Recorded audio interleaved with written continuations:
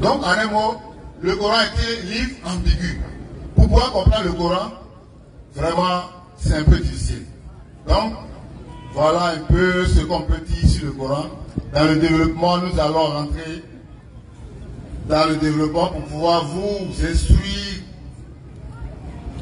en long et en large sur le Coran. Je vous remercie. Merci beaucoup, pasteur. Merci. Le Coran est un livre ambigu. Alhamdulillah, wa salam ala rasulillah. La louange est à Allah qui est le Seigneur de l'univers.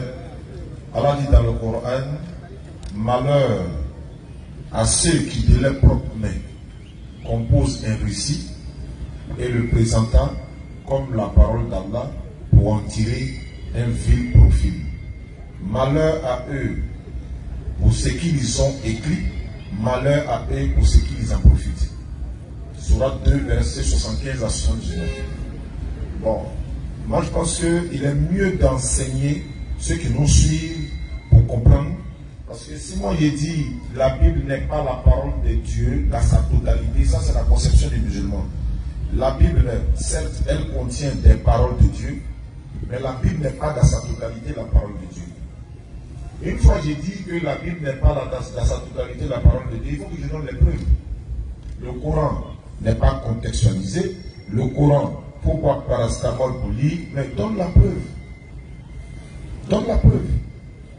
Lui, il a dit tout à l'heure que la Bible est composée de 66 livres.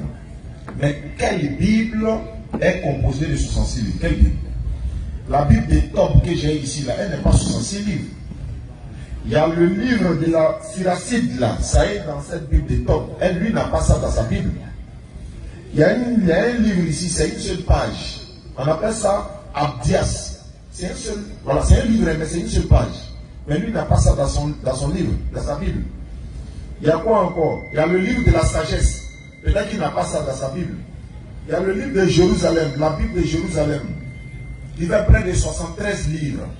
Mais lui dit c'est 66 livres, mais de quelle Bible il parle? Allah parle de l'évangile dans le Coran. Allah parle de la Torah dans le Coran. Allah parle de Zabour, c'est-à-dire le psaume dans le Coran. Mais le mot Bible n'est pas dans le Coran. Le mot Bible n'est pas dans la Bible. Mais le mot Coran est dans le Coran. Comment ça peut être un livre de Dieu? Allah dit dans le Coran, nous t'avons révélé un Coran. Pour que par ce Coran-là, tu tires les êtres humains des ténèbres vers la lumière. Nous t'avons révélé un Coran. Et nous avons fait descendre le Coran comme une guérison pour les cœurs. Le Coran, le Coran, le Coran. Frère, il faut que tu nous montres le nom de la Bible dans la Bible. Comme ça, on va savoir que oui, c'est un livre de Dieu d'abord. Maintenant, pourquoi moi je dis que la Bible n'est pas, ou les musulmans disent, la Bible n'est pas dans sa totalité la parole de Dieu. Il y a les paroles qui viennent de Dieu, il y a des paroles qui viennent des historiens, il y a des paroles qui ne viennent même pas ni de Jésus, ni de Dieu, mais des personnes, par exemple, qui se promènent, qui ont raconté leur histoire. C'est pourquoi nous disons, Ahmed Didat disait comme ça, ne donnez pas la Bible aux enfants pour lire. Il y a des mots dans la Bible, là. Même si on lui donne l'argent, il n'a qu'à lire devant vous, il ne va pas accepter.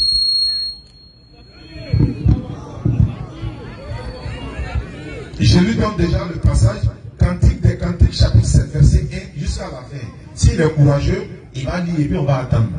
Ça c'est un. Secondo, nous disons, la Bible, c'est un livre qui se vend, que le musulman peut acheter pour lire. Mais nous lisons la Bible pourquoi? Pour voir si ce que les chrétiens enseignent aux gens dans la rue et autres là, est-ce que c'est vrai? Ils disent que la Bible dit ça, la Bible a dit ceci, la Bible a dit cela. Mais nous avons un document qui est la Bible, où par exemple, on dit Dieu a créé le ciel et la terre en 6 jours, et puis le 7e jour, il s'est reposé. Mais le repos là, est-ce que l'Éternel Dieu peut se reposer? S'il se repose, c'est qu'il est fatigué. Et qui se fatigue? Ce sont les êtres humains.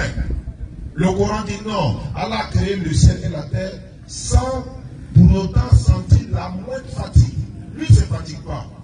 Mais tu serais d'accord avec moi que le Dieu de la Bible s'est reposé. Le Dieu de la Bible dit dans Genèse 6, verset 6, que que lui regrette pourquoi il a créé l'homme. Attends, si l'éternel Dieu est omniscient, Allah dit dans le Coran, il connaît leur passé, il connaît aussi leur futur. Donc le Dieu du Coran ne regrette pas. Mais le Dieu de la Bible, il regrette. Comment la Bible est un livre venant de l'éternel Dieu? Il y a des paroles de Dieu dans la Bible qui sont vraies, mais ce n'est pas toute la Bible qui est la parole de Dieu. Mais on va le démontrer, Inch'Allah. Merci beaucoup.